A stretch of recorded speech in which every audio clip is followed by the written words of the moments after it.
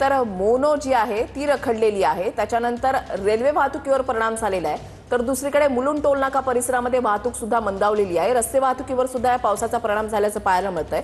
थेट जाऊया ठाण्यामध्ये, गणेश थोरात आमचे प्रतिनिधी आमच्या सोबत आहेत। गणेश, वाहतुकीवर कशा पद्धतीने पावसाचा परिणाम झालेला आहे? तुम्ही आता कोणत्या भागामध्ये आहात? काय अपडेट्स आहेत?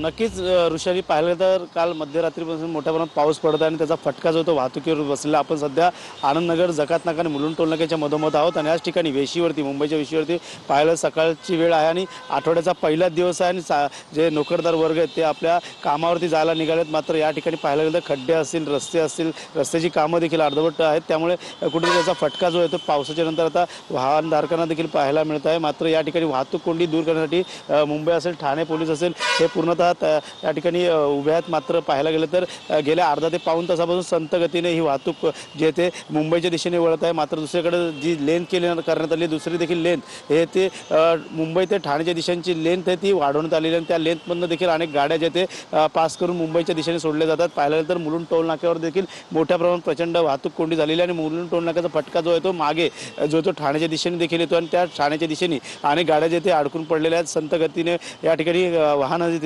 धावताना पाहायला मिळतात। कामाची जाण्याची वेळ आलेली आहे, आठवड्याचा पहिला दिवस आहे आणि त्यामुळे मध्ये देखील कुठेतरी वेळेत न पोचल्यामुळे कुठेतरी खाडा देखील लागू शकतो। या अर्धवट देखील त्या ठिकाणी त्यांना कामावरती पोहोचण्यासाठी लेट मार्क देखील लावू शकतो। त्यामुळे कुठेतरी ही वाहतूक कोंडी आता कशा प्रकारे ह्या वाहतूक विभागाकडून सोडून जाणं हे देखील पाहणं गरजेचं आहे। मात्र गेल्या अर्धा ते पाऊण तासापासून पूर्णतः नितीन 3 हात नाका असेल, आनंदनगर जकात नाका असेल, त्यासोबतच मुलुंड टोल नाका या पूर्ण पट्ट्यामध्ये मुंबईच्या दिशेने जाणाऱ्या या पूर्व द्रुतगती मार्गावरती मोठ्या प्रमाणात वाहतूक कोंडीचा फटका या ठिकाणी वाहनधारकांना बसतोय। मात्र पाहायला गेलं तर गेल्या काही दिवसापासून जी कामं सुरू आहेत ती कामं देखील संत गतीने या ठिकाणी रस्त्याची कामं सुरू आहेत। त्याचा फटका देखील जी लेन होती ती लेन देखील कमी झालेली आहे आणि त्यामुळे दुसरीकडच्या बाजूला पाहायला गेलं तर मुंबई ते ठाण्याच्या दिशेने जाणाऱ्या ज्या गाड्या आहेत त्या ठिकाणच्या लेन जे ते ठाणे ते मुंबईच्या दिशेने जाणारी लेन वाढवण्यात आलेली आहे आणि त्यासोबतच पाहायला गेलं तर हा पूर्ण जो आहे तो